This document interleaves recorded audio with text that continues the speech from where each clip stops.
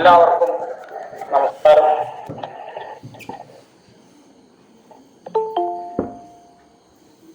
ശബ്ദം കേൾക്കുന്നുണ്ടാവുമെന്ന് വിചാരിക്കുന്നു. കേൾക്കാം. നമ്മൾ 37 പദ്യങ്ങളാണ് ഒന്നാമത്തെ അധ്യായത്തിലെ എടുത്തു കഴിഞ്ഞിട്ടുള്ളത്. ഇനി 38ാമത്തെ പദ്യം മുതലാണ് തുടങ്ങേണ്ടത്. ഒരു പ്രാർത്ഥനയോടുകൂടി തുടങ്ങാം. പാർത്ഥായ പ്രതിബോധിതാം ഭഗവതാ നാരായണേന സ്വയം വ്യാസേന ഗ്രഥിതാം പുരാണമുനിനാ മധ്യേ മഹാഭാരതം അദ്വൈതാമൃതവർഷിണീം ഭഗവതീം അഷ്ടാദശാധ്യായിനീം അംബ ത്വാമനുസന്തതാമി ഭഗവദ്ഗീതേ ഭവദ്വേഷിണി. ഈ ഭഗവദ്ഗീത ഒന്നാം അധ്യായം അർജുന വിഷാദ യോഗം. ഇതിന്റെ 37 പദ്യങ്ങളിലൂടെ നമ്മൾ സഞ്ചരിച്ചപ്പോൾ കുരുക്ഷേത്രത്തില് ധർമ്മക്ഷേത്രമായ കർമ്മക്ഷേത്രമായ കുരുക്ഷേത്രത്തില് പാണ്ഡവരും കൗരവരും യുദ്ധോത്സുകന്മാരായി വന്ന് നിൽക്കുന്നതിന്റെ സന്ദർഭത്തില് യുദ്ധാരംഭം കുറിച്ചുകൊണ്ട് ഭീഷ്മ പിതാമഹരെ ശംഖ് വിളിച്ചപ്പോൾ തുടർന്ന് പണവ ആനക ഗോമുഖാഹ ശംഖാഹ ഭേര്യശ്ച മുഴക്കിക്കൊണ്ട് കൗരവ സൈന്യവും പാഞ്ചജന്യം ദേവദത്തം തുടങ്ങിയിട്ടുള്ള ശംഖുകള് മുഴക്കിക്കൊണ്ട് പാണ്ഡവ പക്ഷവും യുദ്ധത്തിന് തയ്യാറായി നിൽക്കുക. അപ്പൊ ഈ സന്ദർഭത്തില് ഇനി അസ്ത്രം അയച്ചു തുടങ്ങിയേ വേണ്ടു എന്ന ഒരു ഘട്ടത്തില് പ്രവൃത്തേ ശസ്ത്രസമ്പാദേ ധനുരുദ്യമ്യ പാണ്ഡവ. പാണ്ഡവൻ എന്ത് പറഞ്ഞു? ഇവ യുദ്ധത്തിന് തയ്യാറായി വന്ന് നിൽക്കുന്ന രണ്ട് ഭാഗത്തെയും സൈനികരെ കാണാൻ തക്കവണ്ണം എന്റെ തേരൊന്ന് നിർത്തിത്തരണം അല്ലയോ കൃഷ്ണ എന്നാണ് പറഞ്ഞത്. അങ്ങനെ യാവതേതാൻ നിരീക്ഷേഹം യോദ്ധുകാമാൻ അവസ്ഥിതാൻ കൈർമയാ സഹയോദ്ധവ്യം എന്നുള്ള ചോദ്യത്തിന് ഉത്തരം എന്നവണ്ണം ഭഗവാൻ ശ്രീകൃഷ്ണൻ രഥത്തെ തഥശ്വേതൈർഹൈർയുക്തേ മഹതിസ്യന്തനെ സ്ഥിതവും മനോഹരമായ കുതിരകളെ പൂട്ടിയിട്ടുള്ള വെള്ള കുതിരകളെ പൂട്ടിയിട്ടുള്ള രഥം ഇരു സൈന്യത്തിന്റെയും മധ്യത്തിൽ ഭീഷ്മ ദ്രോണ പ്രമുഖത അവരുടെ മുന്നിലായിട്ട് നിർത്തിക്കും. അപ്പൊ അതൊക്കെ കണ്ടപ്പോൾ അർജുനൻ ആകെ ഒരു പരിഭ്രമം ഉണ്ടായിരുന്നു. അദ്ദേഹം പറഞ്ഞു, എനിക്ക് യുദ്ധമൊന്നും ചെയ്യേണ്ട കാര്യമില്ല, ബന്ധുക്കളെ കൊന്നിട്ട് കിട്ടുന്ന ഐശ്വര്യത്തെ ഞാൻ ആഗ്രഹിക്കുന്നില്ല, അതുകൊണ്ട് എനിക്ക് യുദ്ധം ചെയ്യാൻ പറ്റില്ല എന്ന നിലയിൽ ന്യായവാദങ്ങൾ നിരത്തിക്കൊണ്ടിരിക്കുന്നിടത്താണ് നമ്മളിപ്പുള്ളത്.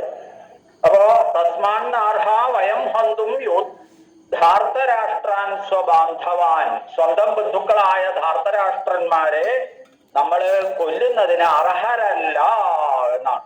അല്ലാണ്ട് എനിക്ക് കൊല്ലാനാവില്ല എന്ന് പറഞ്ഞാൽ അതിനൊരു മര്യാദയുണ്ട്. പക്ഷെ പറഞ്ഞത് അങ്ങനെയല്ല, നമുക്ക് അർഹതയില്ല അവരെ കൊല്ലാൻ. അത് തീരുമാനിക്കേണ്ടത് അർജുനല്ലല്ലോ. സ്വജനം ഹി കഥം ഹത്വാ സുഖിനസ്യാമ മാധവ. സ്വജനത്തെ കൊന്നിട്ട് നമ്മൾ എന്തു സുഖമാണ് നേടാൻ പോകുന്നത് അല്ലയോ മാധവ എന്ന് അർജുനൻ മാധവനോട് പറയുന്നു. എന്നിട്ട് വീണ്ടും അതിനെ ന്യായീകരിക്കുകയാണ് അടുത്ത പദ്യം മുതല്. യദ്യപ്യേതേന പശ്യന്തി ലോഭോപഹതചേതസ കുലക്ഷയകൃതം ദോഷം മിത്രദ്രോഹേ ച പാതകം കഥം ന ജ്ഞേയമസ്മാഭി പാപാദസ്മാൻ നിവർത്തിതും കുലക്ഷയകൃതം ദോഷം പ്രപശ്യദ്ഭിർജനാർദ്ദന. ഈ രണ്ട് ശ്ലോകങ്ങൾ നമുക്ക് ഒരുമിച്ച് നോക്കാം, സൗകര്യത്തിന് അതാണ് നല്ലത്. അപ്പോ യദ്യപ്യേതേ ന പശ്യന്തി ലോഭോപഹതചേതസ യദി അപി ഏതേ എന്ന 3 പദങ്ങളിൽ ചേർന്നിട്ടാണ് ആദ്യത്തെ ഇത് കാണുന്നത്. ലോഭോപഹതചേതസ അത് ഒറ്റ പദാണ് കേട്ടോ, അതിനിടയിൽ സന്ധിയൊന്നുമില്ല. കുലക്ഷയകൃതം ദോഷം, കുലക്ഷയകൃതം ഒറ്റപ്പദം, ദോഷം മിത്രദ്രോഹേച പാതകം. കഥം ന ജ്ഞേയം അസ്മാഭിഹി പാപാത് അസ്മാത് നിവർത്തിതും എന്നാണ്. അസ്മാത് പാപാത് നിവർത്തിതും 3 പദങ്ങൾ. കുലക്ഷയകൃതം ദോഷം പ്രപശ്യദ്ഭിഹി അവിടെ വരെ ഒരു പദം. ജനാർദ്ദന എന്ന് സംബോധന.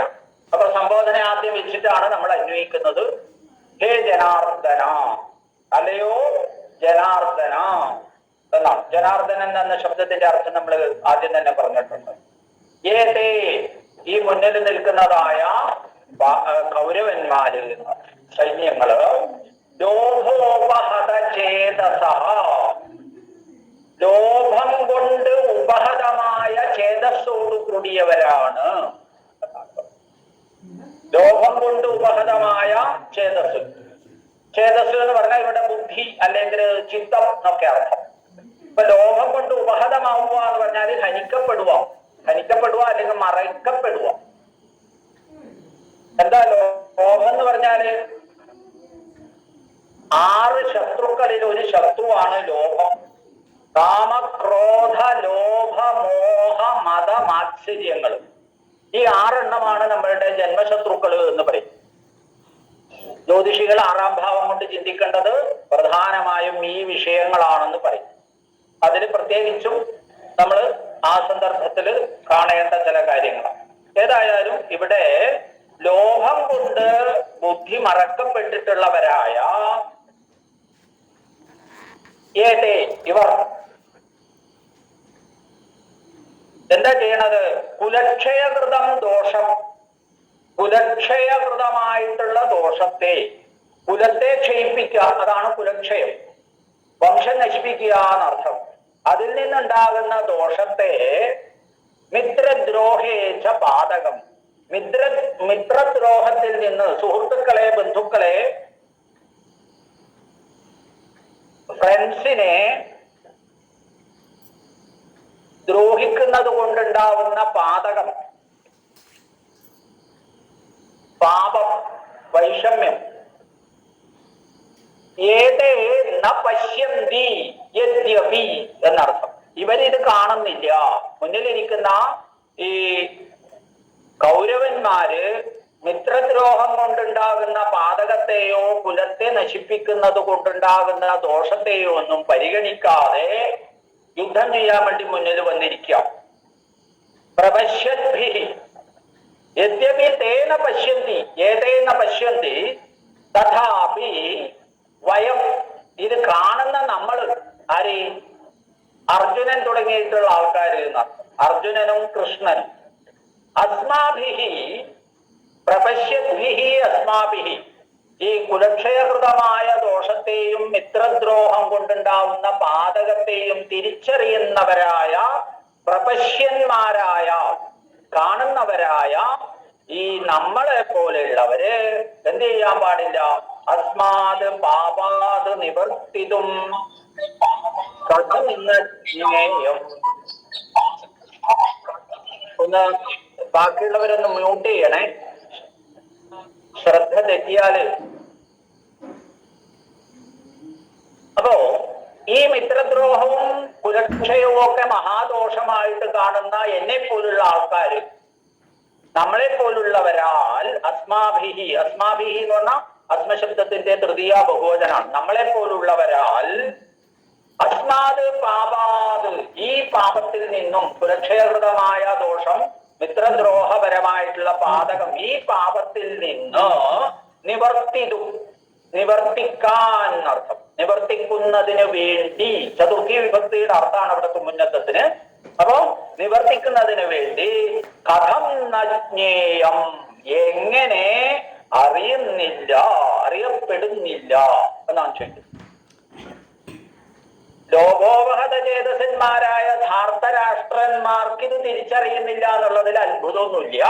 പക്ഷേ അങ്ങനെയൊന്നും അല്ലാതെ ധർമ്മപക്ഷത്തിരിക്കുന്നവരെന്ന് അഭിമാനിക്കുന്ന നമുക്ക് സ്വയം എന്തുകൊണ്ട് ഇത് തിരിച്ചറിയുന്നില്ല, നമ്മൾ എന്തുകൊണ്ട് ഇതിൽ നിന്ന്, ഈ പാപം ചെയ്യുന്നതിൽ നിന്ന് മാറി നിൽക്കുന്നില്ല, അല്ലയോ ജനാർദ്ദന എന്നാണ് ചോദിക്കുന്നത്. എന്ന് പറഞ്ഞാൽ എന്താ അർത്ഥം? നമുക്ക് കൃത്യമായിട്ട് അറിയാം ഇതൊക്കെ ദ്രോഹമാണ്, ദോഷാണ്, പാപാണ്. അതുകൊണ്ട് നമ്മൾ എന്ത് ചെയ്യാൻ പാടില്ല? നമ്മൾ ഈ മിത്രദ്രോഹവും കുലക്ഷയ ഒന്നും ചെയ്യാൻ പാടില്ല. അതുകൊണ്ട് നമ്മള് യുദ്ധത്തിൽ നിന്ന് പിന്തിരിഞ്ഞേ പറ്റൂ എന്ന് ന്യായവാദം വീണ്ടും ഉന്നയിക്കുക.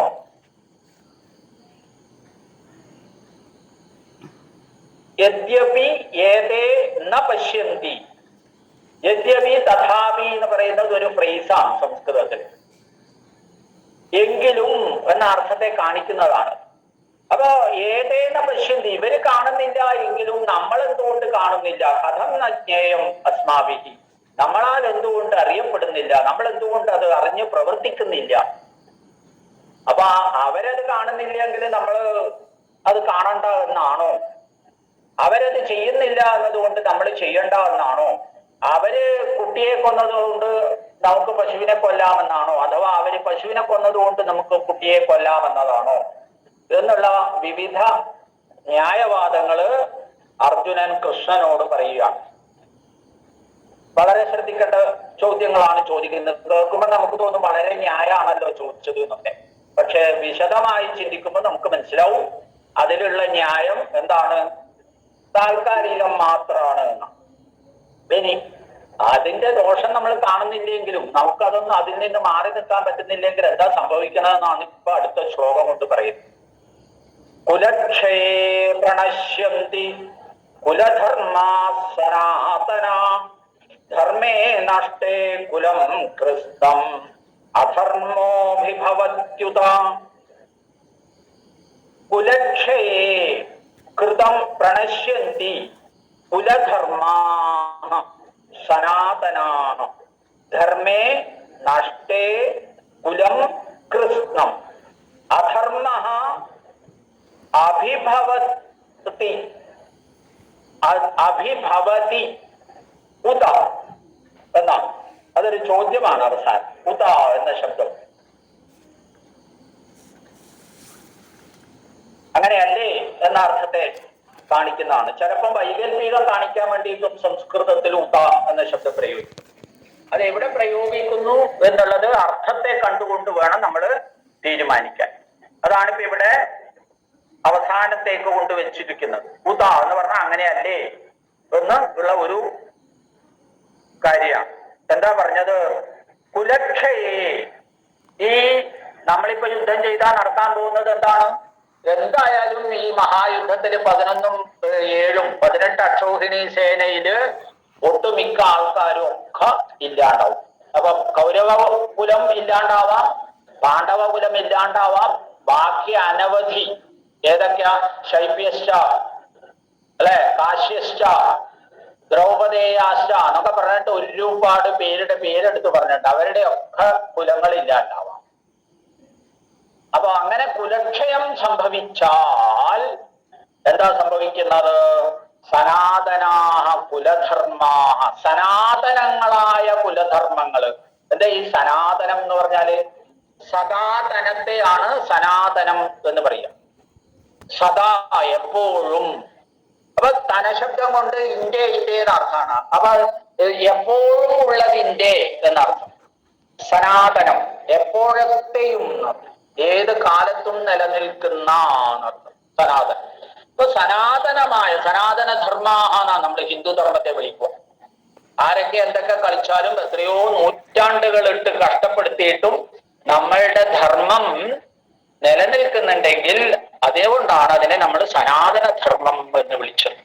അപ്പൊ ഇവിടെ കുലധർമ്മ സനാതന, സനാതനങ്ങളായ കുലധർമ്മങ്ങള്. കുലധർമ്മം എന്ന് പറഞ്ഞാൽ ഓരോ കുലത്തിനും നിശ്ചയിക്കപ്പെട്ട ധർമ്മങ്ങൾ. ധർമ്മം എന്താണെന്ന് ഞാൻ ആദ്യത്തെ ക്ലാസ്സിൽ പറഞ്ഞിട്ടുണ്ട്.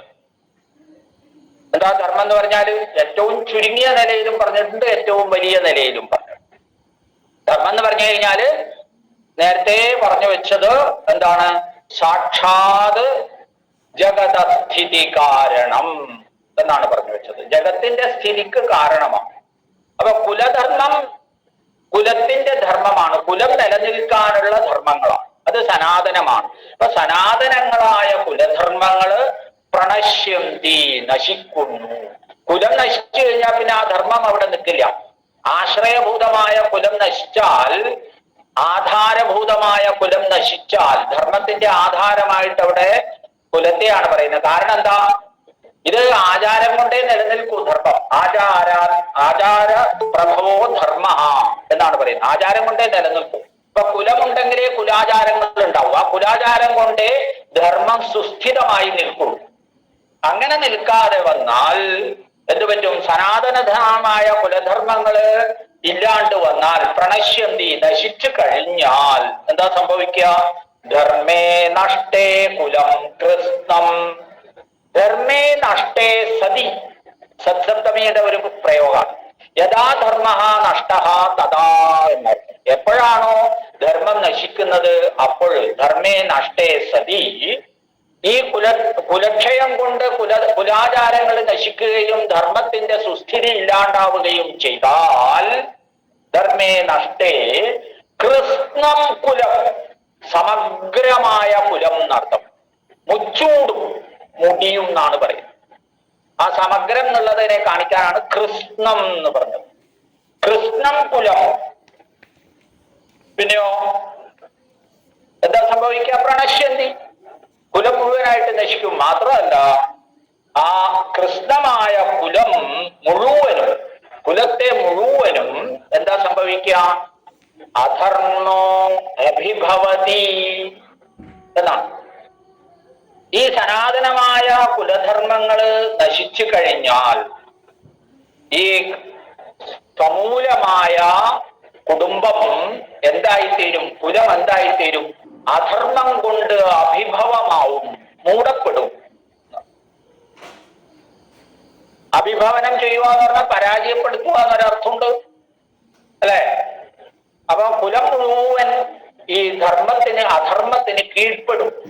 അതാണ് പറഞ്ഞു കഴിഞ്ഞാൽ നമ്മള് ആചാരങ്ങൾ വേണ്ടവണ്ണം അനുഷ്ഠിക്കാതെ വന്നു കഴിഞ്ഞാൽ ആ ആചാരപ്രഭവമായ ആചാരത്തിൽ നിന്ന് സുസ്ഥിതി വരിക്കേണ്ടതായ ധർമ്മത്തിന് സുസ്ഥിതി ഉണ്ടാവില്ല. ആ ധർമ്മത്തിന് സുസ്ഥിതി ഇല്ലെങ്കിൽ എന്ത് സംഭവിക്കും? ആ ധർമ്മത്തിന് രക്ഷയുണ്ടാവില്ല. രക്ഷയില്ലാത്ത ധർമ്മം, രക്ഷിക്കപ്പെടാത്ത ധർമ്മത്തിന് മറ്റുള്ളവരെ രക്ഷിക്കാനുള്ള ബാധ്യതയുമില്ല. ആരാണോ ധർമ്മത്തെ രക്ഷിക്കുന്നത് അയാളെ രക്ഷിക്കാനുള്ള ഉത്തരവാദിത്വമാണ് ധർമ്മത്തിനുള്ളത്. അതാണ് ധർമ്മോ രക്ഷതി രക്ഷിത, രക്ഷിത ധർമ്മ രക്ഷതി എന്ന് പറഞ്ഞതിന്റെ അർത്ഥത. അപ്പൊ അങ്ങനെ കുലക്ഷയം കൊണ്ടുണ്ടാകുന്ന ആചാര മര്യാദകളില്ലായ്മ വന്ന് ശാശ്വതങ്ങളായ കുലധർമ്മങ്ങൾ, സനാതനങ്ങളായ കുലധർമ്മങ്ങൾ ഇല്ലാണ്ടായി കഴിഞ്ഞാൽ അങ്ങനെ ഈ ധർമ്മം ഒരിക്കലും നശിക്കില്ല കേട്ടോ.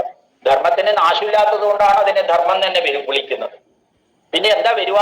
അതിന് ഹ്രാസം ഉണ്ടാവും, ക്ഷീണം ഉണ്ടാവും. അതിനെയാണ് നമ്മൾ നാശം എന്നുള്ള താൽക്കാലിക ശബ്ദം കൊണ്ട് പറയുന്നത്. അല്ലാണ്ട് ധർമ്മം ഫുള്ളായിട്ട് അങ്ങ് തീർന്നു പോകുന്ന ഒരു പരിപാടി ഇല്ല. അത് നശിക്കില്ല. അത് ആരും ഉണ്ടാക്കിയതല്ല. അതുകൊണ്ട് തന്നെ അതിന് നാശവുമില്ല. ഉണ്ടാക്കാത്തതിന്, ജനിക്കാത്തതിന് മരണമില്ലല്ലോ. അതുപോലെ ഉണ്ടാക്കാത്തതിന് ഒരു നാശം ഉണ്ടാവില്ല. അപ്പൊ ധർമ്മത്തിന് നാശമില്ല. അത് എപ്പോഴും സനാതനമാണ്, ഒക്കെയാണ്. പക്ഷേ എന്താ സംഭവിക്കുക? അതിന് ഹ്രാസം ഉണ്ടാവും, ച്യുതി ഉണ്ടാവും, ധർമ്മച്യുതി. അതാണ് ഇവിടെ പറഞ്ഞത്. നഷ്ടശബ്ദത്തിന് ഇവിടെ ച്യുതി എന്നർത്ഥം. ധർമ്മേ ച്യുതേ സതി.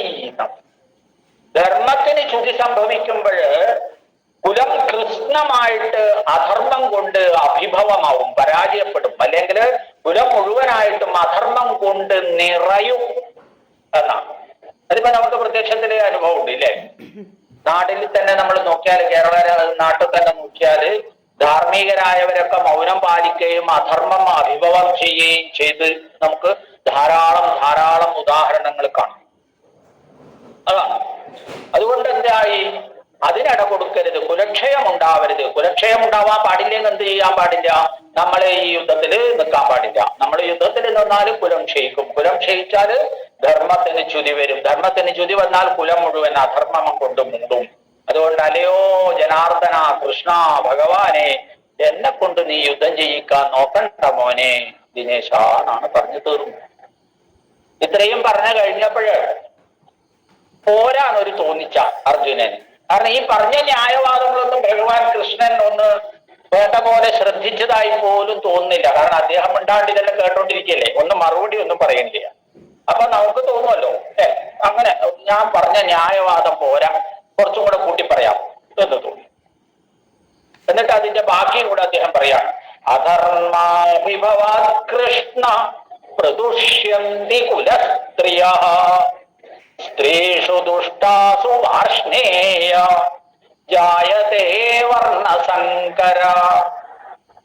ഹേ വാർഷ്ണേയ, ഹേ കൃഷ്ണ, അല്ലയോ ഭഗവാനെ, അധർമാഭിഭവാത്, അധർമ്മത്തിന്റെ അഭിഭവം ഹേതുവായിട്ട്, അധർമ്മം കൊണ്ട് കുലം മൂടപ്പെട്ടാൽ, കുലധർമ്മം പരാജയപ്പെട്ടാൽ, അധർമ്മം അഭിഭവനം ചെയ്താൽ, അല്ലയോ ഭഗവാനെ, ആദ്യം സംഭവിക്കുക എന്താന്ന് ചോദിച്ചാൽ കുലസ്ത്രീയ പ്രദുഷ്യന്തി, കുലസ്ത്രീകള് ദോഷികളായിത്തീരും, ദോഷിണികളായിത്തീരും. കുലസ്ത്രീകള് പ്രദുഷ്യന്തി, വർദ്ധിച്ച തോതില് ദുഷിക്കും എന്നാണ് പറഞ്ഞത്. എന്താ പറഞ്ഞതിന്റെ അർത്ഥം എന്ന് നമ്മളൊന്ന് മൂലമായിട്ട് ചിന്തിക്കണം കേട്ടോ. ഉപരിപ്ലവമായിട്ട് ചിന്തിച്ചാ പോരാ. ഇപ്പൊ സ്ത്രീകള് പുരുഷന്മാരെന്താ നശിക്കൂലേ ചോദിക്കും. അഭിഭവനം, അധർമ്മത്തിന്റെ അഭിഭവനം ഉണ്ടായാൽ അല്ലയോ ഭഗവാനെ എന്താ പുരുഷന്മാർക്ക് നാശമൊന്നും ഉണ്ടാവില്ലേ? പുരുഷന്മാര് നശിക്കൂലേ? എന്താ ഈ സ്ത്രീകൾക്ക് മാത്രം ഇത്ര പ്രത്യേകത? അങ്ങനെ ഒരു ചിന്ത നിങ്ങളിൽ വേണ്ടാന്ന് വെച്ചിട്ടാണ് തൊട്ടടുത്ത് തന്നെ കൃഷ്ണനോട് അർജുനൻ പറയുന്നു, സ്ത്രീഷു ദുഷ്ടാസു വാർഷ്ണേയ ജായതേ വർണ്ണസങ്കര. ഇങ്ങനെ സ്ത്രീകൾ ദുഷ്ടകളായാൽ, നശിച്ചു പോയാൽ, ദുഷിച്ചു പോയാൽ എന്താ സംഭവിക്കുക? വർണ്ണസങ്കര ജായതേ, വർണ്ണസങ്കരം ഉണ്ടാവും, കൂട്ടിക്കലർപ്പ് ഉണ്ടാവും. വർണ്ണം എന്ന് പറഞ്ഞു കഴിഞ്ഞാല് ബ്രാഹ്മണര്, ക്ഷത്രിയര്, വൈശ്യര്, ശൂദ്രര് തുടങ്ങിയിട്ടുള്ള അനവധി വർണ്ണങ്ങളെ കുറിച്ചിട്ട് നമ്മൾ പറഞ്ഞു. ഞാൻ അനവധി എന്ന് പറയാൻ കാരണം 4 എന്നുള്ളത് അനവധിയാണ്. അതിന്റെ അവാന്തര വിഭാവങ്ങളെയും കൂടി ചേർത്ത് നമുക്ക് മനസ്സിലാക്കണം. അന്ത്യവർണ്ണങ്ങൾ, അവർണങ്ങള് ഒക്കെ ഉണ്ട്. അവർണന്മാരൊക്കെ ഉണ്ടല്ലോ, വർണ്ണത്തിലൊന്നും വിശ്വസിക്കാത്തവർ. അപ്പൊ ഇങ്ങനെയുള്ള ഈ കുലക്ഷയം കൊണ്ട് ധർമ്മത്തിന് ച്യുതി വരികയും, ധർമ്മം ച്യുതി ഉണ്ടായാൽ കുലത്തിന് അധർമ്മം അഭിഭവമാവുകയും ചെയ്യുമ്പോ ആ അഭിഭവനം കൊണ്ട് കുലസ്ത്രീകള് ദുഷിക്കും.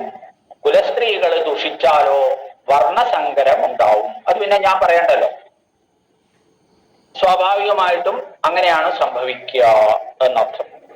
അതിൽ ഒരുപാട് സംശയങ്ങൾ നമ്മുടെ മനസ്സിലുണ്ടാവാൻ സാധ്യതയുണ്ട്. ആ സംശയമൊക്കെ നോട്ട് ചെയ്ത് വെച്ചോ, അവസാനം ചോദിച്ചാൽ അതിന് മാത്രം ഉത്തരം പറയും. അപ്പൊ ഇതുകൊണ്ട് എന്താ ഉണ്ടാവുക? വർണ്ണസങ്കരം ഉണ്ടാവും. സ്ത്രീകൾ ദുഷിച്ചു കഴിഞ്ഞാല് ഇന്ന വർണ്ണത്തിൽപ്പെട്ട ആള്, ഇന്ന വർണ്ണത്തിൽപ്പെട്ട ആള് എന്ന് തീരുമാനിക്കാൻ പറ്റില്ല. കാരണം അങ്ങനെയാണ്. അത്രയും ഞാൻ പറയുന്നു. കൂടുതൽ വിശദീകരിക്കുന്നില്ല ആ പദ്യം. എന്തുകൊണ്ട് വിശദീകരിക്കുന്നില്ല എന്ന് നിങ്ങൾക്ക് മനസ്സിലായതുകൊണ്ട് ഞാൻ വിശദീകരിക്കുന്നില്ല. സംശയം ചോദിക്കുന്ന പക്ഷം ബാക്കി പറയും. ഇങ്ങനെ സങ്കരം ഉണ്ടായാൽ, വർണ്ണസങ്കരം ഉണ്ടായാൽ എന്താ സംഭവിക്കുക?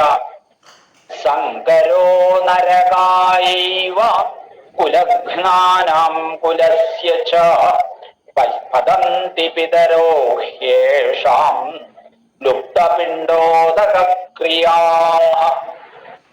സങ്കരഃ നരകായ ഏവ ഭവതി.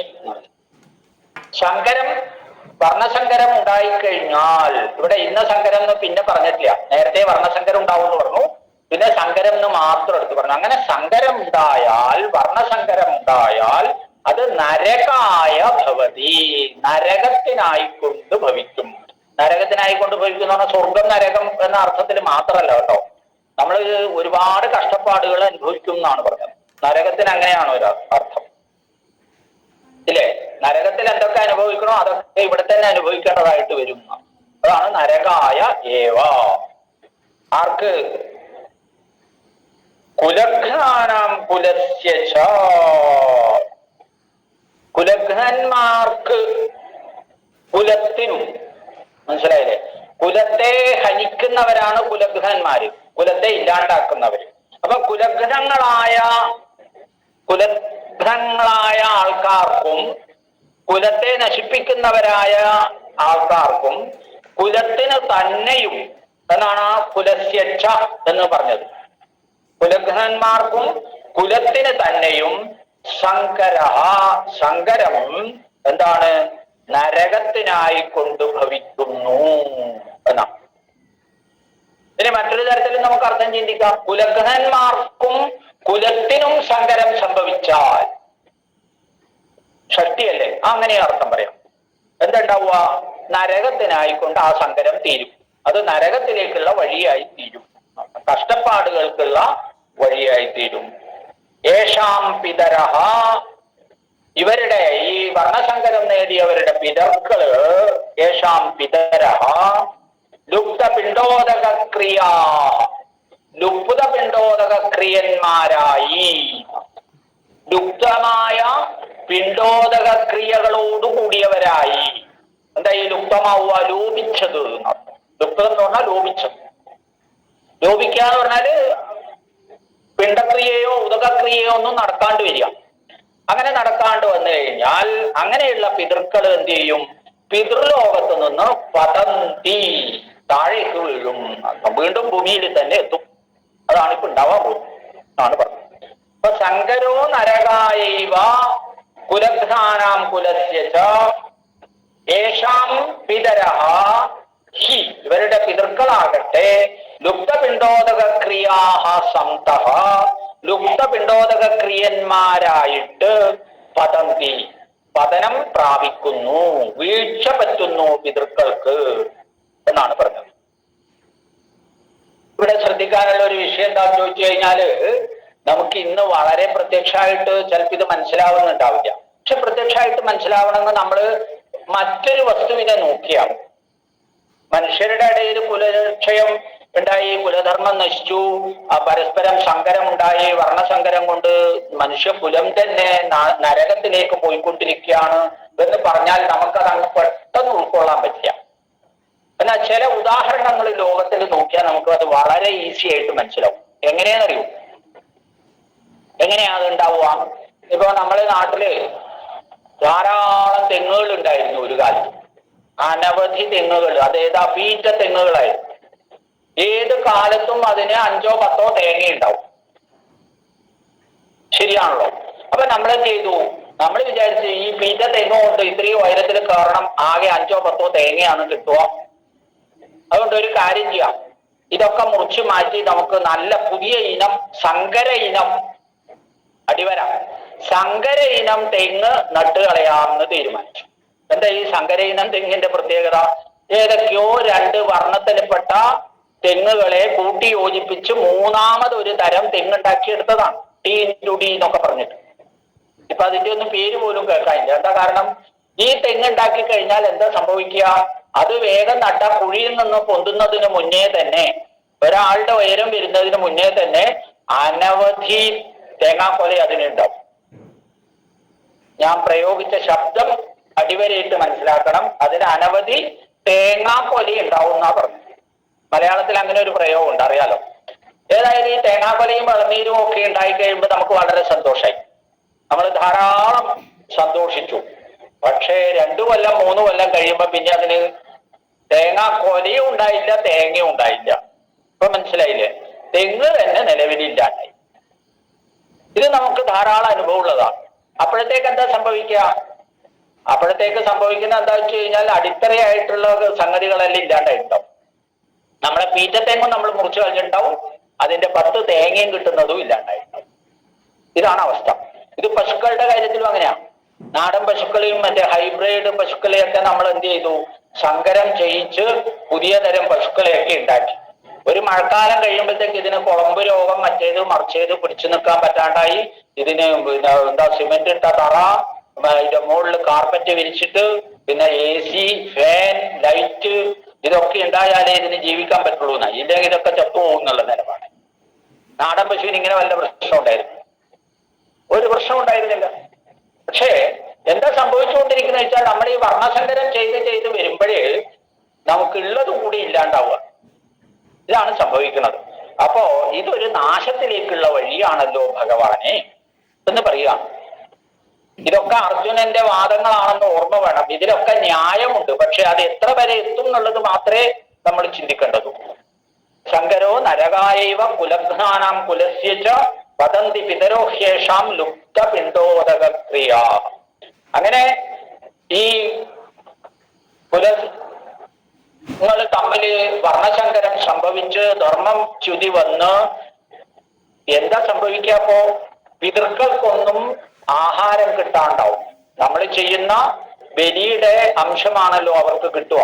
ഒരാൾ മരിച്ചു കഴിഞ്ഞാൽ ആദ്യത്തെ 10 ദിവസം ഉദകക്രിയ ചെയ്യും നമ്മൾ. ഈ ഉദകക്രിയയാണ് അവർക്ക് ആഹാരവും ഇതൊക്കെ ഉണ്ടാക്കണം. നമ്മൾ വിടുന്ന ബലിയാണ് അവർക്ക് സൂക്ഷ്മ പ്രാണങ്ങൾക്ക് ശരീരമായിട്ട് ഉണ്ടാവുക. അപ്പൊ ഇത് കഴിഞ്ഞാൽ 10-ാം ദിവസം നമ്മൾ, അല്ലെങ്കിൽ 11-ാം ദിവസം, അല്ലെങ്കിൽ 12-ാം ദിവസം, ഉചിതമായ ദിവസം നമ്മൾ പിണ്ടം വെക്കും. അതാണ് അവർക്ക് ആഹാരമായിട്ട് കിട്ടുന്നത്. ക്ഷുദ്പിപാസാദികളെ കൊണ്ട് പീഡിതമായ സൂക്ഷ്മ ശരീരസ്ഥനായ ആത്മാവിന് ഉദകം, തിലോദകം കൊണ്ട് ദാഹശമനവും പിണ്ടം കൊണ്ട് വിശപ്പ് നാശവുമാണ് ഉണ്ടാവേണ്ടത്. ഇത് ലോപിച്ചു കഴിഞ്ഞാൽ ഇത് രണ്ടും ഉണ്ടാവില്ല. അപ്പൊ എന്താ, ഈ ദാഹവും വിശപ്പെല്ലാം കൊണ്ട് ആ പിതൃത്വം വെടിഞ്ഞ്, പിതൃക്കൾ എന്ന് പറഞ്ഞാൽ നിഗ്രഹാനുഗ്രഹ ശേഷിയുള്ള ആത്മസ്വരൂപങ്ങളാണ്. അവ ആ സ്വഭാവങ്ങൾ വെടിഞ്ഞ് പൈശാചിക ഭാവത്തെ പ്രാപിക്കും, പിശാചുക്കളായിട്ട് മാറും. അപ്പൊ പിതൃക്കളല്ല പിശാചുക്കൾ, ഓർമ്മ വേണം. അവിടെ നിന്ന് പതനം സംഭവിച്ചവരാണ് പിശാചുക്കൾ. ഈ പിശാചുക്കള് എല്ലാവരെയും ഉപദ്രവിക്കാൻ തുടങ്ങും. അങ്ങനെയാണ് പൈശാചികമായ ഉപദ്രവം എന്ന് പറയാം. അതൊക്കെ ഒരുപാട് വിസ്തരിച്ച് പറയാനുള്ള സംഗതികളാണ്. ഗീതാ ക്ലാസ്സിൽ നടക്കുന്ന പരിപാടിയല്ല. അപ്പൊ ഗീത എവിടെ നിന്നു? ഏതായാലും ലുപ്തപിണ്ഡോദക ക്രിയന്മാരായ പിതൃക്കള് പിതൃലോകത്ത് നിന്ന് താഴേക്ക് വീഴും. അതിനി വീണ്ടും പറയും കുറച്ചങ്ങോട്ട് എത്തുമ്പോ. ഇത് പിതൃലോകത്ത് നിന്ന് മാത്രമല്ല, സ്വർഗത്തിൽ നിന്നും താഴേക്ക് വീഴും എന്നാണ് പറയുക. ഏതായാലും നോക്കുക എന്താ പറഞ്ഞ് സംഭവിച്ചത്. അതുകൊണ്ട് ദോഷൈരേതേ കുലഘ്നാനാം വർണ്ണശങ്കരകാരകൈഃ ഉത്സാദ്യം തേ ജാതിധർമ്മ കുലധർമാശ്ച ശാശ്വതാഃ. ഇതാണിപ്പോ സംഭവിക്കാൻ പോകുന്നത്. കുലഘ്നാനാം, കുലഘ്നന്മാർക്ക് അല്ലെങ്കിൽ കുലഘ്നന്മാരുടെ, ഷഷ്ഠി വിഭക്തി അല്ലേ. കുലഘ്നന്മാര് എന്ന് പറഞ്ഞാൽ കുലത്തെ നശിപ്പിക്കുന്നവർക്ക് അല്ലെങ്കിൽ നശിപ്പിക്കുന്നവരുടെ എന്താ പറ്റുക, വർണ്ണസങ്കരകാരകൈഃ, വർണ്ണസങ്കരകാരകം കൊണ്ട്, വർണ്ണസങ്കരം കൊണ്ട്, വർണ്ണസങ്കരത്തെ ചെയ്യുന്നത് കൊണ്ട്, വർണ്ണസങ്കരം ഉണ്ടാക്കുന്നവ കൊണ്ട് എന്താ സംഭവിക്കുന്നത്. ഏതൈഹി ദോഷൈഹി, ഈ ദോഷങ്ങളാൽ, നേരത്തെ ഒരുപാട് ലിസ്റ്റ് പറഞ്ഞല്ലോ, കുലക്ഷയ ഹൃദയ ദോഷം, മിത്രദ്രോഹേത ദോഷം എന്നൊക്കെ പറഞ്ഞു. അതൊക്കെ കൊണ്ട് ശാശ്വതാഃ ജാതിധർമാഃ കുലധർമാഃ ച ഉത്സാദ്യന്തേ എന്നാണ്. അപ്പൊ വർണ്ണസങ്കരകാരകങ്ങളായ ഈ ദോഷങ്ങളെ കൊണ്ട്, വർണ്ണസങ്കരത്തെ ഉണ്ടാക്കുന്നതായ ഈ കുലക്ഷയാദി ദോഷങ്ങളെ കൊണ്ട് ശാശ്വതങ്ങളായ ജാതിധർമ്മങ്ങളും കുലധർമ്മങ്ങളും ഉത്സാദ്യന്തേ, ഉത്സാദ്യന്തേ എന്ന് പറഞ്ഞാൽ നശിക്കപ്പെടുന്നു എന്നാണ്, നശിച്ചു പോകും.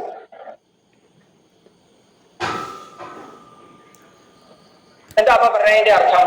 ശാശ്വതങ്ങളായ ജാതിധർമ്മങ്ങള്, ജന്മനാ ഉള്ള ധർമ്മത്തെയാണ് ജാതിധർമ്മം എന്ന് പറയാം. കുലധർമ്മ, ഏത് കുലത്തിൽ പെട്ടുവോ ആ കുലത്തിൻ്റെതായ സവിശേഷ ധർമ്മത്തെയാണ് കുലധർമ്മം എന്ന് പറയുന്നത്. അപ്പോ ഇത് രണ്ടും നശിക്കും എന്നാണ് പറഞ്ഞത്. വർണ്ണസങ്കരകാരകന്മാരെ കൊണ്ട് സംഭവിക്കുന്നത് അതാണ്. വർണ്ണസങ്കരകാരകങ്ങളായ ഈ പറയുന്ന ദോഷങ്ങള് നമ്മളുടെ സകല ജാതിധർമ്മത്തെയും കുലധർമ്മത്തെയും ഇല്ലാണ്ടാക്കി കളയും എന്നാണ്. ഇവിടെ ശ്രദ്ധിക്കേണ്ട ഒരു കാര്യം, അടിവരയിട്ട് മനസ്സിലാക്കേണ്ടത്, ഭഗവത്ഗീതയില് ജാതി എന്ന ശബ്ദം പ്രയോഗിച്ചത് ഇവിടെയാണ് എന്ന് ഓർമ്മ വേണം. ഈ ജാതി എന്ന ശബ്ദം ഇവിടെ പ്രയോഗിച്ചതിന്റെ അർത്ഥം അത് അർജുനന്റെ വർത്തമാനമാണ് എന്നും നമ്മൾ അറിയണം. അർജുനൻ തന്റെ ഈ പരിഭ്രമത്തെ, തന്റെ ഈ അധൈര്യത്തെ, ഭീരുത്വത്തെ ന്യായീകരിക്കാൻ വേണ്ടി പുറത്തേക്ക് വിടുന്ന, വമിക്കുന്ന, അങ്ങനെ പറയാം, പുറത്തേക്ക് വമിക്കുന്ന യുക്തിവാദത്തിന്റെ ചരടുകളിലാണ് ഈ ജാതിധർമ്മം എന്ന കല്ല കോർത്തിരിക്കുന്നത് എന്ന് നമ്മൾ അടിവരയിട്ട് ഓർമ്മിക്കേണ്ടതാണ്. ഇപ്പൊ ജാതിധർമ്മങ്ങളും കുലധർമ്മങ്ങളും ഒക്കെ നശിച്ചു പോകും. അതുകൊണ്ട് ഇതിനെല്ലാം കാരണക്കാരമായ യുദ്ധം നമുക്ക് ഒഴിവാക്കിക്കളയാം എന്നാണ് ഇപ്പൊ അദ്ദേഹം ന്യായീകരിച്ചു വരുന്നത്. കുലഘ്നാനാം വർണ്ണസങ്കരകാരകൈഹി ഏതൈഹി ദോഷൈഹി ശാശ്വതാഃ ജാതിധർമാഃ. ശ്രദ്ധിക്കണേ, ജാതിധർമ്മങ്ങൾ ശാശ്വതമാണ് എന്ന കാര്യത്തിൽ അർജുനന് ഒരു സംശയമില്ല. ഇനിയോ കുലധർമാച്ച, കുലധർമ്മങ്ങളും ഉത്സാദ്യന്തേ നശിക്കുന്നു എന്നാണ് പറഞ്ഞത്. അപ്പോ ഒരുപാട് സംശയങ്ങളും അതിനുള്ള ഉത്തരങ്ങളും ഒക്കെയാണ് ഇവിടെ മനസ്സിലേക്ക് വരേണ്ടത്. സംശയങ്ങൾ ഉള്ളവർക്ക് ഉത്തരങ്ങൾ ഉണ്ടായാൽ മതിയല്ലോ എന്നാണ്. സംശയത്തെ ഉത്പന്നിപ്പിക്കുന്നില്ല. കാരണം എന്താണെന്ന് വെച്ച് കഴിഞ്ഞാൽ ജാതിയും വർണ്ണവും ഒന്നാണോ രണ്ടാണോ, എന്താണ് ഇവിടെ പറഞ്ഞ ജാതിധർമ്മങ്ങള്, കുലധർമ്മങ്ങൾ എന്താണ് എന്നൊക്കെ നമ്മൾ വിസ്തരിച്ച് പഠിക്കണമെങ്കിൽ ഈ ഗീത മാത്രം ഫുള്ളായിട്ട് പഠിക്കണം. ഇപ്പം 1-ാമത്തെ അധ്യായത്തിലല്ലേ എത്തിയിട്ടുള്ളൂ. അത് കഴിഞ്ഞാൽ മഹാഭാരതവും വെച്ച് ഗീതയിലെ ചില അർത്ഥത്തെ നമ്മൾ വ്യാഖ്യാനിക്കേണ്ടത്. അപ്പോഴേ അത് വ്യക്തമാവും. അല്ലാണ്ട് ഗീത പറയുന്ന അർത്ഥം നമുക്ക് പെട്ടെന്ന് ദഹിക്കില്ല. ഇതൊരു വലിയ ലക്ഷാധികം ശ്ലോകങ്ങളുള്ള മഹാഭാരതത്തിന്റെ മധ്യഭാഗത്ത് കിടക്കുന്ന, മധ്യേ മഹാഭാരതം, മഹാഭാരതത്തിന്റെ മധ്യത്തിൽ കിടക്കുന്ന ഒരു കഷ്ണമാണ്. 18 അധ്യായങ്ങൾ, വെറും 700 ശ്ലോകങ്ങളാണ് ഈ 1,00,000 ശ്ലോകത്തിന്റെ ഇടയിൽ. അപ്പോ വേദവ്യാസൻ പറയാൻ ആഗ്രഹിച്ചത് എന്താണെന്ന് ഈ 700 ശ്ലോകങ്ങൾ കൊണ്ട് നിർണയിക്കാൻ ബുദ്ധിമുട്ടാണ്. അപ്പോ ചിലപ്പോൾ നമ്മൾ മറ്റ് സന്ദർഭങ്ങളെ കൂടി ഉൾക്കൊള്ളിച്ചിട്ട് വേണം ഈ ഭാഗത്തെ മനസ്സിലാക്കാൻ. അപ്പോഴേ അർജുനൻ പ്രതിപക്ഷത്തു നിന്ന് സംസാരിക്കുന്ന ഈ വാക്യങ്ങളുടെ ശരിയായ അർത്ഥബോധം നമുക്കുണ്ടാവും. ഇല്ലെങ്കിൽ അർജുനൻ പറഞ്ഞത് മാത്രമാണ് യുക്തി കൊണ്ട് ശരി എന്ന് നമുക്കും തോന്നിപ്പോവും. അറിയാൻ സ്വാഭാവികമാണ്. കാരണം നമുക്കൊക്കെ യുക്തി അത്രയല്ലേ ഉള്ളൂ. അതുകൊണ്ടാണ് നമ്മളെയൊക്കെ എന്ത് പറയുന്നത്, യുക്തിവാദി എന്ന് വിളിക്കുന്നത്. എന്താ അങ്ങനെ വിളിക്കുന്നതെന്ന് ചോദിച്ചാൽ അങ്ങനെയാണ്. ഇപ്പൊ നമ്മളിപ്പോ ഒരാളെ നമ്മൾ ചെകിടൻ എന്ന് വിളിക്കാറില്ലേ മലയാളത്തില്? മിണ്ടാണ്ടിരിക്കടാ ചെകിടാവൽ. ഈ ചെകിടൻ എന്ന് പറഞ്ഞാൽ എന്താ അർത്ഥം? ചെവി കേൾക്കാത്തവനെയാണ് നമ്മൾ ചെവിടൻ എന്ന് വിളിക്കുക. അതുപോലെ തന്നെ നമ്മള് ഈ ശശം എന്ന് പറഞ്ഞാൽ മുയലിനെ നമ്മൾ കൊമ്പൻ എന്ന് വിളിക്കും. വടക്കൻ കേരളത്തിലൊക്കെ പ്രത്യേകിച്ച് കണ്ണൂർ, പയ്യന്നൂർ ഭാഗത്തെല്ലാം കൊമ്പൻ എന്നാ വിളിക്കുക. എന്താ കൊമ്പൻ എന്ന് വിളിക്കുന്ന? അതിന് കൊമ്പില്ലാത്തത് കൊണ്ടാണ്.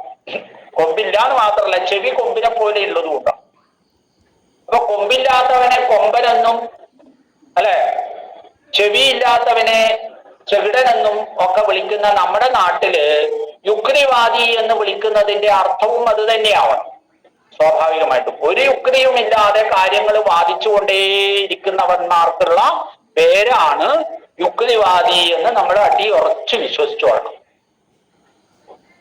അതാണ് ഇപ്പൊ ഈ പറഞ്ഞതിന്റെ അർജുനന്റെ വാദത്തു നിന്ന് നമ്മൾ ആകെ കൂടി ഉരുത്തിരിഞ്ഞു വരുന്ന നില. എന്നിട്ട് അർജുനൻ പറയുന്നു, ഉത്സന്ന കുലധർമാണാം, നശിച്ചുപോയതായ കുലധർമ്മങ്ങൾക്ക് എന്നാണ് പറഞ്ഞു വരുന്നത്. എന്താണെന്ന് അടുത്ത പദ്യത്തിൽ അതാണ് കാണിക്കുന്നത്. ഉത്സന്ന കുലധർമാണാം മനുഷ്യാണാം ജനാർദ്ദന നരകേ നിയതം വാസഃ ഭവതീത്യനുശുശ്രുമഃ എന്നാണ്. വലിയ ഉറപ്പൊന്നുമില്ല അർജുനന്, വലിയ ഉറപ്പൊന്നുമില്ല. എന്താ പറഞ്ഞത്? ഇതി അനുശുശ്രുമഃ എന്നിങ്ങനെ പരമ്പരയായിട്ട് ഞാൻ കേട്ടിരിക്കുന്നു, നമ്മൾ കേട്ടിരിക്കുന്നു. അനുശുശ്രുമഃ എന്നാണ് പറഞ്ഞത്. അനു എന്ന് പറഞ്ഞാൽ കൂടെ എന്നാണ്. നമ്മളിങ്ങനെ അനവധി കാലങ്ങൾ കൊണ്ട് പലരും പറഞ്ഞ്, അത് വേറൊരാൾ പറഞ്ഞ്, അത് വേറൊരാൾ പറഞ്ഞ്, അത് വേറൊരാൾ പറഞ്ഞ് ഇങ്ങനെ കേട്ടിരിക്കുന്നു. ആദ്യം ഒരാൾ പറഞ്ഞിട്ടുണ്ടാവാം, അയാൾ പറഞ്ഞത് മറ്റൊരാൾ കേട്ടു, ആ കേട്ട ആള് മറ്റൊരാളോട് പറഞ്ഞു, അത് കേട്ട ആള് മറ്റൊരാളോട് പറഞ്ഞു, ഇങ്ങനെ കേട്ട് കേട്ട് കേട്ട് അനുശുശ്രുമന്മാരായി.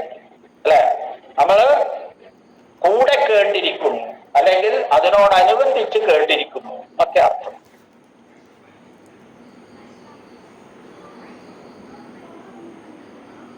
ആറ് അർജുനൻ എന്താ ഇല്ലാത്തത്? നരകേ നിയതം വാസഃ, നരകത്തില് നിയതമായ വാസം, നരകത്തിൽ വസിക്കുക. അതെങ്ങനെ? നിയതമായിട്ട്. നിയത ശബ്ദത്തിന് എന്താ അർത്ഥം പറയേണ്ടത്? നിത്യവും എന്നും, നിരന്തരം എന്നും, നിശ്ചയമായും എന്നും, നിർണീതമായും എന്നൊക്കെ അർത്ഥം പറയണം. അപ്പോ ഇങ്ങനെ നിർബന്ധമായും നരകത്തില് വാസം ഉറപ്പാണ്. ആർക്ക്? ഉത്സന്ന കുലധർമാണാം മനുഷ്യാണാം.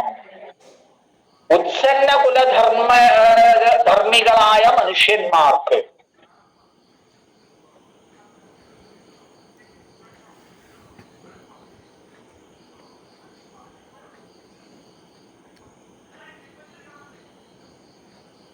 നെറ്റ് പോയില്ല, സാറിൻ്റെ നെറ്റ് പോയില്ല.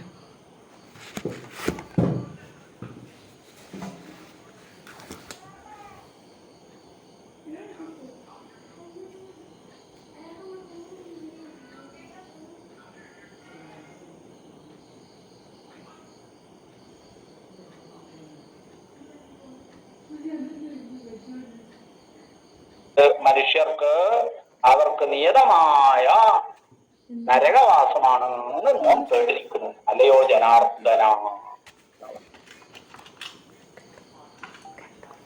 എന്താ ഇപ്പൊ നമുക്ക് മനസ്സിലാക്കേണ്ടത്?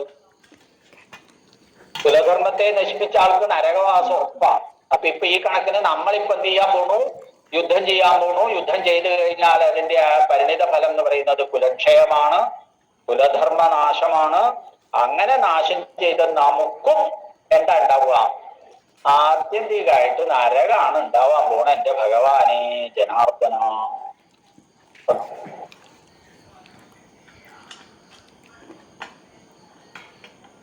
അപ്പൊ അങ്ങനെയുള്ള ഒരു പാപത്തിന് നമ്മൾ തയ്യാറാവണോ? അറിഞ്ഞുകൊണ്ട് നമ്മൾ ഈ പാപം വലിച്ചു കയറ്റണോ ഭഗവാനെ എന്നാണ്. അത് ഭഗവാനെ ഇനി വേണ്ടത്ര മനസ്സിലായില്ലെങ്കിലോ എന്നൊരു സംശയവും കൂടി ആർക്കുണ്ട്? അർജുനനെ ഉണ്ട്. ഈ കേൾക്കുന്നവർക്ക് ഇത് വേണ്ട പോലെ പിടികിട്ടിയിട്ടില്ലെങ്കിലോ? തൊട്ടടുത്ത് തന്നെ അദ്ദേഹം പറയുകയാണ്, അഹോബദ മഹത്പാപം കർത്തും വ്യവസിതാവയം യത് രാജ്യസുഖലോഭേന ഹന്തും സ്വജനമുദ്യത. അല്ലയോ ഭഗവാനെ, നേരത്തെ പറഞ്ഞില്ലേ ജനാർദ്ദന, അഹോ കഷ്ടം തന്നെ, അയ്യോ എന്നവര് എന്താ അത്? ആശ്ചര്യം തന്നെ. ബദ അല്ലെ? അഹോ കഷ്ടം, ബദ, അഹോ ബദ. ഒരു ആശ്ചര്യമോ എന്താ പറയാ കഷ്ടതയോ ഒക്കെയാണ് ആ വാക്യത്തിൽ നിന്ന് നമുക്ക് മനസ്സിലാവും. അഹോ ബദ വയം നോം എന്നർത്ഥം. നമ്മള് ആരെയും പാണ്ഡവന്മാര് മൊത്തത്തില് നടത്തും. ഇവിടെ നേരത്തെ പറഞ്ഞ അനുശുശ്രൂമ പറഞ്ഞ പോലെ അല്ല ഇവിടുത്തെ വയം. ശ്രദ്ധിച്ചോളണം. ഇവിടെ വയം എന്ന് എടുത്തു പറയുവാണ്. മറ്റേത് അങ്ങനെയല്ല, കർത്തൃപദം പറഞ്ഞിട്ടില്ല. അപ്പൊ ഇവിടെ വയം പാണ്ഡവാഹ കൃഷ്ണ യുക്താഹ, കൃഷ്ണനോട് കൂടിയുള്ള നമ്മള് യുദ്ധം ചെയ്യാൻ വേണ്ടി പുറപ്പെട്ടിട്ട് ഇവിടെ വന്ന് നിൽക്കുന്ന നമ്മള് മഹത്പാപം കർത്തും വ്യവസിതാ, മഹാപാപത്തെ ചെയ്യാൻ വേണ്ടി തയ്യാറായിട്ട് സന്നദ്ധരായിട്ട് വന്നിരിക്കുകയാണല്ലോ എന്ന് പറയാം. ഇത് എന്തിനു വേണ്ടിയാ ഇത് ചെയ്യണത് എന്നാണെങ്കിൽ രാജ്യസുഖലോഭേന, രാജ്യസുഖത്തെ അനുഭവിക്കണം എന്ന അത്യാഗ്രഹം കൊണ്ട്, ലോഭം കൊണ്ട്. ലോകത്തെ മനസ്സിലായില്ലേ? അത്യാഗ്രഹം എന്ന് നേരത്തെ പറഞ്ഞിട്ടുണ്ടാവും. ലോഭം, മോഹം, മതം, മാത്സര്യം എന്നൊക്കെ പറഞ്ഞ കൂട്ടത്തില് ഈ രാജ്യസുഖത്തിന്റെ ലോഭം കൊണ്ട്, അത്യാഗ്രഹം കൊണ്ട് സ്വജനം ഹന്തും ഉദ്യതാഹ. അരെ വയം, നമ്മൾ തന്നെ. നമ്മള് എന്ത് ചെയ്യാൻ പോണു?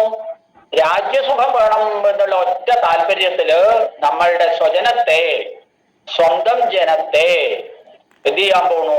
ബന്ധുക്കളെ, ബന്ധുബാന്ധവന്മാരെ, ജ്ഞാതി ബന്ധുക്കളെ. ഈ പ്രയോഗം എല്ലാം വ്യത്യസ്ത അർത്ഥത്തെ സൂചിപ്പിക്കുന്നതാണെന്ന് ഓർമ്മ വേണം കേട്ടോ. അപ്പൊ ഇവരെ ഹന്തും ഉദ്യതാഹ, കൊല്ലുന്നതിന് വേണ്ടി നമ്മളിതാ തയ്യാറായിട്ട് വന്നിട്ടുണ്ടല്ലോ എന്ന് പറയാം. അപ്പൊ ഇതിലപ്പുറം പാപം ഇനി എന്താ ഉള്ളത്? അല്ലേ? ഇത് മഹാപാപാണെന്നാണ് പറഞ്ഞു വെച്ചത്. എന്നിട്ട് വീണ്ടും പറയുകയാണ്, യതി മാം അപ്രതീകാരം അശസ്ത്രം ശസ്ത്രപാണയ ധാർത്തരാഷ്ട്രാഃ രണേ ഹന്യുഃ തന്മേ തത് മേ തന്മേ ക്ഷേമതരം ഭവേത്. അതിന്റെ ക്ലൈമാക്സിലേക്ക് കടക്കുകയാണ് അർജുനൻ. എന്താ പറയണത്? യതി, എങ്കിലും എന്നർത്ഥം. യതി, യതി തർഹി എന്ന എങ്കിലും എന്നുള്ള അർത്ഥത്തെ കുറിക്കുന്നതാണ്. ചേത് എന്ന അവ്യം പ്രയോഗിക്കുന്ന അതേ സാമർഥ്യമാണ് യതി ശബ്ദം പ്രയോഗിച്ചാലും തർഹി ശബ്ദം പ്രയോഗിച്ചാലും അത് തന്നെ. അപ്പൊ ഇവിടെ നോക്ക്, യതി എന്നാണ് തുടങ്ങുന്നത്, എങ്കിലും എന്നർത്ഥം. എന്താ ഈ എങ്കിലും എന്ന് പറയുന്നത്? നോക്ക്, യതി ഹന്യുഹു എന്നർത്ഥം.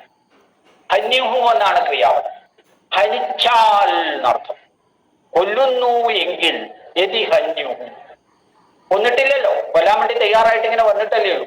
നമ്മൾ എല്ലാറ്റിനെയും തട്ടിക്കളയും എന്നുള്ള ഭാവത്തിൽ ഇപ്പം രണ്ട് സൈന്യത്തിന്റെയും നടുവിൽ നിൽക്കാൻ വേണ്ടി ആവശ്യപ്പെട്ടതല്ലേ. അപ്പോ യതി ഹന്യുഹു, കൊല്ലാണ് എങ്കില് എന്നർത്ഥം. ആര് ആരെ എന്നാണ് തൊട്ട് മുന്നേ പറയുന്നത്. അപ്രതീകാരം അശസ്ത്രം മാം ശസ്ത്രപാണയ ധാർത്തരാഷ്ട്രാഹ രണേ ഹന്യുഹു എന്നാണ്. എന്താ പറഞ്ഞ അതിന്റെ പൊരുള് നോക്കൂ. ഹന്യുഹു എന്ന് ബഹുവചനത്തിലാ പറഞ്ഞത്. അപ്പൊ കർത്താവുകാരാണ് ധാർത്തരാഷ്ട്രന്മാര് എന്നർത്ഥം അല്ലെ. ധാർത്തരാഷ്ട്രാഹ ഹന്യുഹു യതി ഹന്യുഹു. എങ്ങനെയുള്ള ധാർത്തരാഷ്ട്രന്മാര്? ശസ്ത്രപാണയ ധാർത്തരാഷ്ട്രാഹ, ആയുധങ്ങൾ ധരിച്ചിട്ടുള്ളതായ ആയുധപാണികളായ ധാർത്തരാഷ്ട്രന്മാര്, ധൃതരാഷ്ട്രപുത്രന്മാര്, ദുര്യോധനാദികള് രണേ യുദ്ധത്തില് അപ്രതീകാരം അശസ്ത്രം മാം ഹന്യുഹു, അപ്രതീകാരനായിട്ടുള്ള, പ്രതികാരം ഒട്ടുമേ ഇല്ലാത്തതായ, പ്രതികാരം ചെയ്യണമെന്ന താല്പര്യം പോലും ഇല്ലാത്തതായ, അശസ്ത്രം ശസ്ത്രത്തെ ഉപേക്ഷിച്ചതായ, ശസ്ത്രാദികൾ ഇല്ലാത്തതായ മാം എന്നെ അവര് കൊല്ലുന്നു എങ്കിൽ തന്നെ, അവരെന്നെ കൊല്ലും. ഇപ്പൊ നിങ്ങൾ അതന്നെ ഇപ്പൊ എന്നോട് പറയാൻ പോകുന്നു. നീ ഇങ്ങനെയൊക്കെ പറഞ്ഞിട്ട് ഈ രഥത്തിന്റെ തട്ടില് തളർന്നിരുന്നാല് അശസ്ത്രനായ നിന്നെ, ഇങ്ങനെ ഒരു പ്രതികാര ബുദ്ധിയും ഇല്ലെങ്കിൽ കൂടി നിന്നെ ധാർത്തരാഷ്ട്രന്മാര് തട്ടിക്കളയും അർജുന എന്നാണ് കൃഷ്ണൻ പറയാൻ ഭാവിക്കുന്നതെങ്കിൽ തതുമേ ക്ഷേമതരം ഭവേത്, അത് എനിക്ക് ക്ഷേമതരമാണ് എന്നാണ് പറയുന്നത്. തരം തമം എന്ന് രണ്ട് പ്രയോഗം സംസ്കൃതത്തില് സാധാരണ കാണിക്കും. രണ്ടിലൊന്ന് ശ്രേഷ്ഠമാണെങ്കിൽ അതിനെ തരം എന്ന് പറയും. മനസ്സിലായില്ലേ? രണ്ട് കാര്യങ്ങളെ എടുത്തു വെച്ചിട്ട് അതിലൊന്ന് ശ്രേഷ്ഠമാണ് എന്ന് പറയണമെങ്കിൽ തരം എന്നാണ് നമ്മൾ പ്രയോഗിക്കുക. എന്നാൽ രണ്ടിലധികം കാര്യങ്ങളെ തുലനം ചെയ്ത് അതിലൊന്ന് ശ്രേഷ്ഠമാണ് എന്ന് പറയണമെങ്കിൽ തമം എന്ന ശബ്ദം പ്രയോഗിക്കണം. ഇവിടെ തരം എന്ന ശബ്ദമാണ് പ്രയോഗിച്ചത്. തരപ്പ് പ്രത്യയാണ് ഉപയോഗിച്ചത്. ക്ഷേമതരം, ആ രണ്ടിലൊന്ന് എന്ന അർത്ഥത്തെ കാണിക്കുകയാണ്. ഏതാണ് രണ്ടിലൊന്ന്? യുദ്ധം ചെയ്ത് അവരെ കൊല്ലുക എന്നുള്ളത്, യുദ്ധത്തില് അസ്ത്രരഹിതനായി പ്രതികാര ബുദ്ധിയൊക്കെ ഉപേക്ഷിച്ചിരിക്കുന്ന എന്നെ കൊല്ലുക. ഇങ്ങനെ രണ്ട് കാര്യങ്ങൾ നടക്കും. ഈ രണ്ട് കാര്യത്തില് ഏതാണ് നല്ലത്? ഞാൻ അവരെ കൊല്ലുന്നതിനെ അപേക്ഷിച്ച് അവരെന്നെ കൊല്ലുക എന്നുള്ളതാണ് ക്ഷേമതരം. മനസ്സിലായില്ലേ? എന്നെ കൊന്നോട്ടേപ്പാ, ഞാൻ സഹിക്കാൻ തയ്യാറാണ് എന്നാണ് ആര് പറഞ്ഞത്? അർജുനൻ പറഞ്ഞത്. ഇതൊക്കെ നമ്മുടെ ജീവിതത്തില് അനവധി സന്ദർഭങ്ങളിൽ സാധിക്കുന്ന കാര്യമാണ്, സംഭവിക്കുന്ന കാര്യമാണ്. എന്തെങ്കിലും പരാജയം നമ്മൾ തോന്നിയാൽ, പരാജയ ഭീതി നമ്മളിൽ ഉണ്ടായാൽ, നമ്മൾ അതിനെ ഒരു 108 ന്യായങ്ങൾ വെച്ച് ന്യായീകരിക്കും. എത്രയോ വാദമുഖങ്ങൾ നമ്മൾ ഉന്നയിക്കും. എന്നിട്ട് അതിനേക്കാളും ഭേദം ഇതാണ് എന്ന് പറയും. പണ്ട് കുറുക്കൻ പറഞ്ഞില്ലേ, മുന്തിരി പുളിക്കും, ആ മുന്തിരി എനിക്ക് വേണ്ട എന്ന് പറഞ്ഞില്ലേ? അതുപോലെയാണ് നമ്മളെ എല്ലാ കാര്യത്തിലും ചെയ്യുക. പരീക്ഷക്ക് തോറ്റു. എന്താ തോറ്റത്? ആ സമയം നന്നായിരുന്നില്ല. പരീക്ഷാ സമയത്ത് പേന വേണ്ടത്ര എഴുതാൻ പറ്റിയില്ല. അത് എടുക്കാത്ത ചോദ്യമായിരുന്നു മാഷേ, അല്ലേ? അല്ലെങ്കിൽ ഇത്രയും വളരെ സിമ്പിൾ ആയിട്ടുള്ള ചോദ്യം ചോദിക്കുമെന്ന് ഞാൻ വിചാരിച്ചിട്ടേ ഇല്ല. അതുകൊണ്ട് ഞാൻ പഠിച്ചിട്ടില്ല. ഇങ്ങനെ എത്രയെത്ര ന്യായവാദങ്ങളാണ് നമ്മൾ കാണുകയും കേൾക്കുകയും ചെയ്യുന്നത്. ഇത് പരീക്ഷയുടെ കാര്യത്തിൽ, ഹാളിൽ നടന്ന കാര്യത്തിന് ശേഷമുള്ളതാണെങ്കിൽ ജീവിത പരീക്ഷയുടെ കാര്യത്തിലും ഇങ്ങനെ എത്രയോ ന്യായവാദങ്ങൾ നമ്മൾ പ്രയോഗിക്കാറുണ്ട്. അതിലേക്ക് നമ്മൾ കടക്കുന്നില്ല, നമ്മൾ നോക്കിയാണ്. അപ്പൊ പറഞ്ഞതിന്റെ ശ്ലോകാർത്ഥം എന്താണെന്ന് ചോദിച്ചു കഴിഞ്ഞാൽ, പ്രതികാര ബുദ്ധിയൊന്നും ഇല്ലാത്ത, ആയുധങ്ങളൊന്നും ഏന്താത്ത എന്നെ ശസ്ത്രപാണികളായ ധാർത്തരാഷ്ട്രന്മാര്, ദുര്യോധനാദികൾ വധിച്ചു എന്ന് വിചാരിക്കാം ഈ യുദ്ധത്തില്. അതായിരിക്കും എനിക്ക് ശ്രേയസ്. കാരണം ഞാനിപ്പോ അവരെല്ലാം കൊന്നിട്ട് ഈ രാജ്യലോഭം കൊണ്ട് ഈ രാജപദവി ഏറ്റെടുത്താൽ, രാജ്യം നേടിയാൽ അതുകൊണ്ട് എന്തു ഗുണമുള്ളത്? ഇങ്ങനെ മഹാപാതകം ചെയ്യാൻ വേണ്ടി അല്ലയോ ഭഗവാനെ എന്തിനാ എന്നെ ഇങ്ങനെ ഈ യുദ്ധകളത്തിലേക്ക് പറഞ്ഞ് പ്രേരിപ്പിച്ച് കൊണ്ടുവന്നത് എന്ന് പറഞ്ഞ് തന്റെ വാദമുഖങ്ങള് നിരത്തി അവസാനിപ്പിച്ച് എന്താ ചെയ്തത്? ആ ചെയ്ത കാര്യം പിന്നെ കാണുന്നത് സഞ്ജയൻ ധൃതരാഷ്ട്രരോട് പറയുന്നതായിട്ടാണ്. നേരത്തെ സഞ്ജയൻ പറഞ്ഞു തുടങ്ങിയതാണ്. ആ സഞ്ജയൻ പറഞ്ഞ വാക്കുകളുടെ ഇടയിലാണ് അർജുനന്റെ വാക്യങ്ങള് നേരിട്ട് സംപ്രേഷണം ചെയ്തത്. അത് റിപ്പോർട്ടായിട്ടല്ല കൊടുത്തത്, അല്ലെ? നേരിട്ട് തന്നെയാണ് പറഞ്ഞത്. അർജുനൻ ഇങ്ങനെ പറഞ്ഞു എന്ന് അർജുനൻ പറയുന്നതായിട്ട് തന്നെ കാണിച്ചു. ഇപ്പോഴും നമ്മളോട് പറയുന്നത് സഞ്ജയൻ നേരിട്ട് ഇനി ധൃതരാഷ്ട്രോട് പറയുന്ന ശ്ലോകമാണ് അടുത്തത് കാണുന്നത്. 47ാമത്തെ പദ്യം, ഈ അധ്യായത്തിന്റെ അവസാനത്തെ പദ്യം. എന്താ അത്? ഏവമുക്ത്വാർജുന സംഖ്യേ രഥോപസ്ഥൗ ഉപാവിശത് വിസൃജ്യ സശരം ചാപം ശോകസംവിഘ്നമാനസ. ഏവം ഉക്ത്വാ അർജുനഃ സംഖ്യേ രഥോപസ്ഥഃ ഉപാവിശത് വിസൃജ്യ സശരം ചാപം ശോകസംവിഘ്നമാനസഃ. ഇതാണ് പിന്നീട് അവിടെ ഉണ്ടായത്. അല്ലയോ ധൃതരാഷ്ട്ര രാജാവേ എന്ന് സഞ്ജയൻ പറയുക. ഏവമുക്ത്വാ, ഇപ്രകാരം പറഞ്ഞിട്ട് അർജുനൻ സംഖ്യേ, സംഖ്യ എന്ന് പറഞ്ഞാൽ യുദ്ധം എന്നാ ഇവിടെ അർത്ഥം. സംഖ്യേ, യുദ്ധത്തിൽ രഥോപസ്ഥ ഉപാവിശത്. അവിടെ രഥോപസ്ഥ എന്നല്ല വേണ്ടത്, രഥോപസ്ഥേ എന്നായിക്കോട്ടെ. നേരത്തെ പറഞ്ഞ പോലെ സപ്തമിയിലായിക്കോട്ടെ, അതാ കുറച്ചും കൂടെ നല്ലത്. എന്താ അത് രഥോപസ്ഥ എന്ന് പറഞ്ഞാല്? രഥത്തിന്റെ ഉപസ്ഥത്തിൽ, ഉപസ്ഥം എന്ന് പറഞ്ഞാല് തട്ട് എന്നർത്ഥം, തേർത്തട്ട്. രഥോപസ്ഥയെ ഉപാവിശത്, ഉപവിഷ്ടനായി. എന്താ ഏവം ഉക്തുവാ, ഇങ്ങനെ ഒരു 108 ന്യായവാദങ്ങളെല്ലാം പറഞ്ഞ് അല്ലയോ ഭഗവാനെ കൃഷ്ണ, ഈ യുദ്ധം ചെയ്യാൻ ഞാൻ റെഡിയല്ല, ഞാൻ തയ്യാറല്ല. ഈ യുദ്ധം കൊണ്ടുണ്ടാവുന്നത് കുലക്ഷയമാണ്. നമ്മൾ ബന്ധുക്കളെയൊക്കെ വെച്ച് ഒന്ന് ഇവിടെ രാജ്യം ഭരിക്കാൻ തയ്യാറാവുന്നത് മഹാപാതകമാണ്. അതുകൊണ്ട് എന്നെ ഈ പണിക്ക് കിട്ടില്ല എന്റെ ഭഗവാനെ. ഇത്യുക്തുവ എന്ന് പറഞ്ഞിട്ട് ആ അർജുനൻ എന്ത് ചെയ്തു? സംഖ്യത്തില് യുദ്ധമധ്യത്തിൽ തന്നെ, യുദ്ധത്തിൽ തന്നെ എന്ത് ചെയ്തു? രഥോപസ്ഥത്തിൽ, രഥത്തിന്റെ തട്ടിലേക്ക് ഉപാവിശ ഇരുന്നു. എങ്ങനെ ഇരുന്നു? വെറുതെ ഇരിക്കലല്ല, വിസർജ്യ, വിസർജനം ചെയ്തിട്ട് തന്റെ കയ്യിലുള്ള സാധനങ്ങളൊക്കെ വിട്ടു, ഒഴിവാക്കി. എങ്ങനെ ഒഴിവാക്കിയത്? വിസർജനം. സശരം ചാപം, ശരത്തോടു കൂടിയ ചാപത്തെ ഉപേക്ഷിച്ചു. മനസ്സിലായില്ലേ? അമ്പും വില്ലും വേറെ വേറെ കയ്യിലാണോ പിടിച്ചത്, ഒറ്റ കയ്യിലാണോ എന്നുള്ളതിനുള്ള ഉത്തരാണ് ഇവിടെ. സശരം ചാപം വിസർജ്യ, ശരത്തോടുകൂടി ചാപത്തെ ഉപേക്ഷിച്ചിട്ട് ശോകസംവിഘ്നമായ മാനസത്തോടു കൂടിയവനായിട്ട്, ദുഃഖം കൊണ്ട്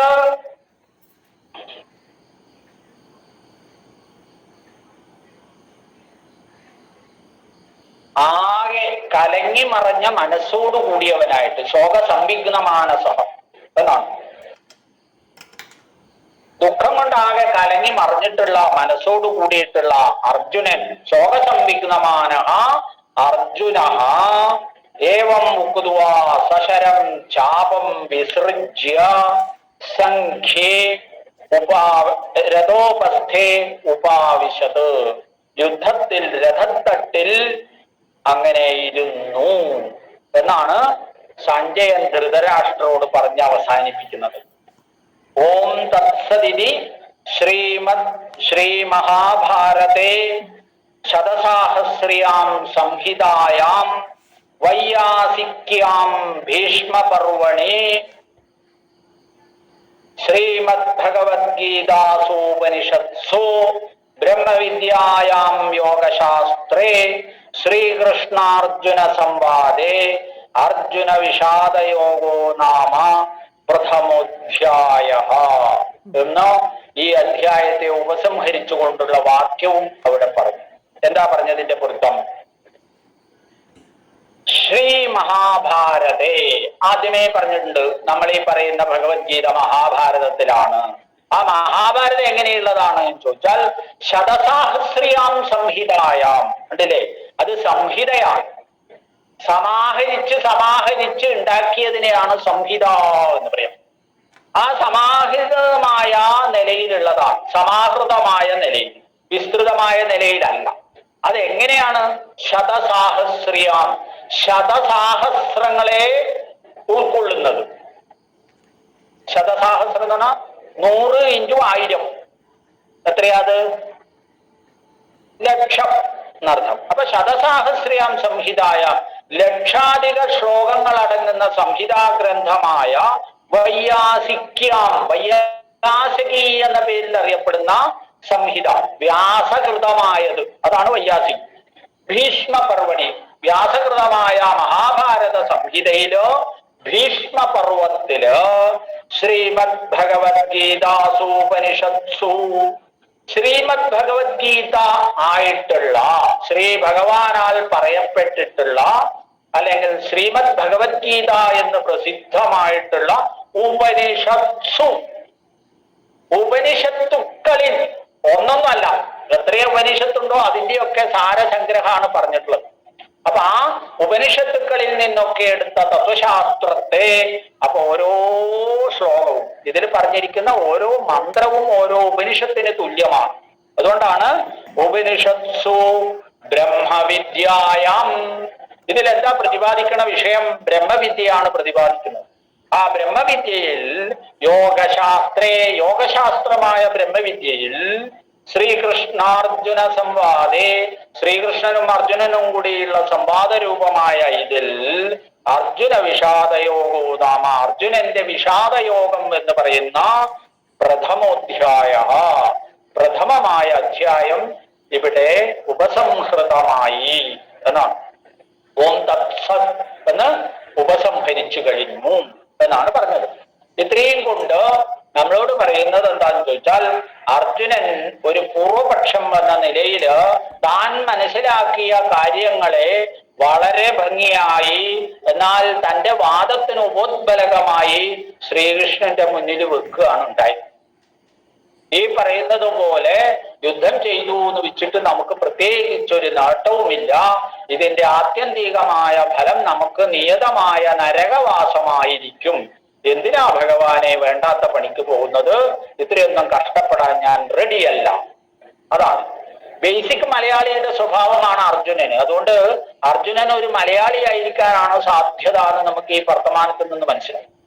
എന്താ അർജുനന്റെ ഈ മലയാളത്വം അല്ലെങ്കിൽ മലയാളിത്വം എന്ന് ചോദിച്ചാൽ എന്ന് പറഞ്ഞാൽ ഇതന്നെ. നമ്മൾ വളരെ കാര്യം കൂട്ടി അല്ലെ, എത്രയോ കാലം പരിശ്രമിച്ചൊരു കാര്യത്തിന് വേണ്ടി പുറപ്പെട്ട് ആ കാര്യത്തെ സമ്മുഖമായി കാണുമ്പോൾ, ഏത് കാര്യത്തോടടുക്കുമ്പോൾ നമ്മൾ അതിനെ എങ്ങനെയെങ്കിലും പിന്തിരിഞ്ഞാ മതി എന്നുള്ള ഒരു അവസ്ഥയിലാണ് പ്രവർത്തിക്കുക. ഓരോ ഉദാഹരണങ്ങളും വെച്ച് നിങ്ങൾ നോക്കിയാൽ നിങ്ങൾക്ക് ഓരോരുത്തർക്കും വളരെ വ്യക്തമായിട്ട് ഈ അർജുനന്റെ അവസ്ഥ ഉള്ളിൽ കാണും. അതുകൊണ്ടാണ് ഈ അർജുനൻ ഒരു മലയാളിയാണോ എന്ന് നമ്മൾ സംശയിക്കാനുള്ള കാരണം.